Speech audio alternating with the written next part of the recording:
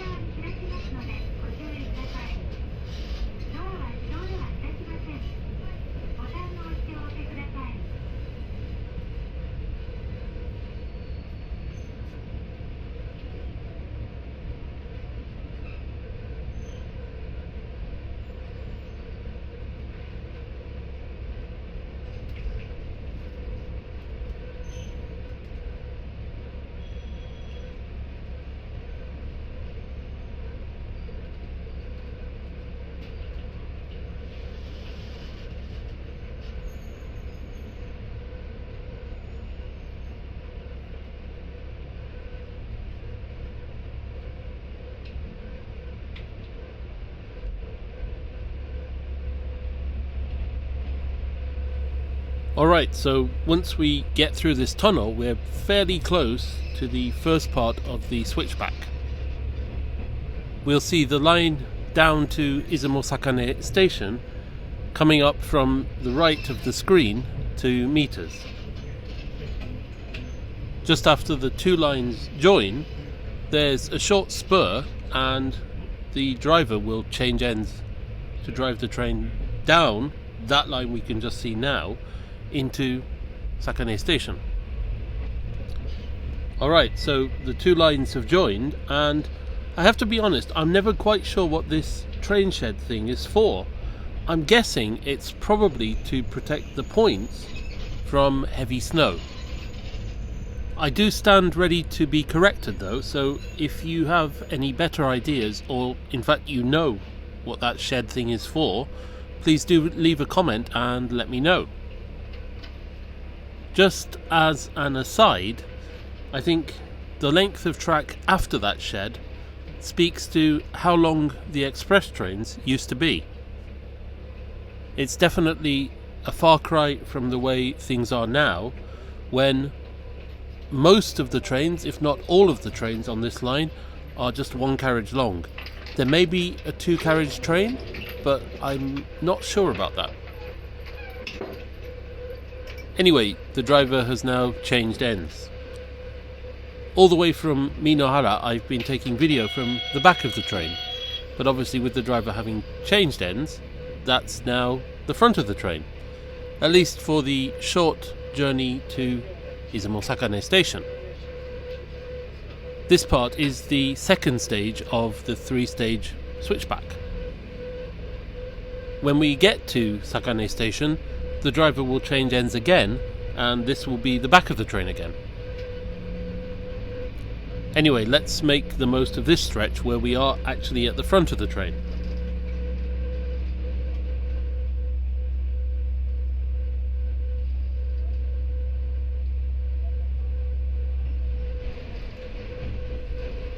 The line heading up to the left is the line back to Minohara station. You can see how much it's rising already, or for that matter how much we're dropping.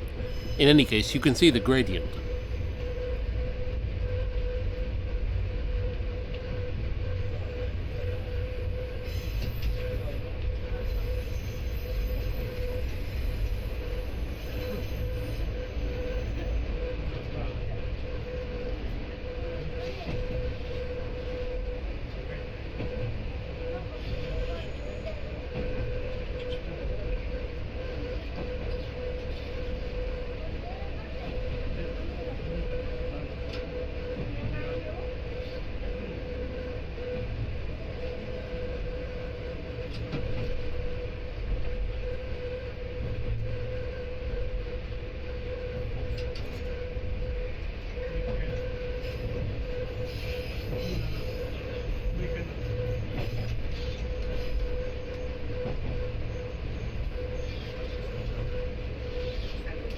Anyway, the line coming in from the right is the 3rd stage of the switchback, which means that we're basically at Izumo Sakane station. The trains used to quite often wait for a good few minutes here at the station, which gave passengers time to get out and take just a little look around. Unfortunately, this train only stops for, I think, 2 minutes, so basically I can't take a look around the station today because actually, although the video is going to finish here or just after here, I'm going all the way to Matsue by this train. Actually, not literally by this train because I have to change at Shinji where this train terminates, but you know what I mean. Anyway, the driver has changed ends again, so we're back at the back of the train. And I think we are just about to leave. Yes, we are, in fact. The next station is Yakawa, 7 kilometers down the line from here, and then another 4 kilometers after that is Izumo Yokota. Izumo Yokota marks one end of the section which is closed during winter, the other end of the section being Bingo Ochiai, One thing I should just say is, when I talk about the line being closed, what I mean is the railway is closed.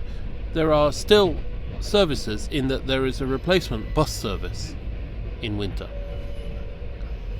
If I'm being completely honest, I would guess that JR possibly wants to replace this whole line with a bus service, but I think that would be a terrible shame.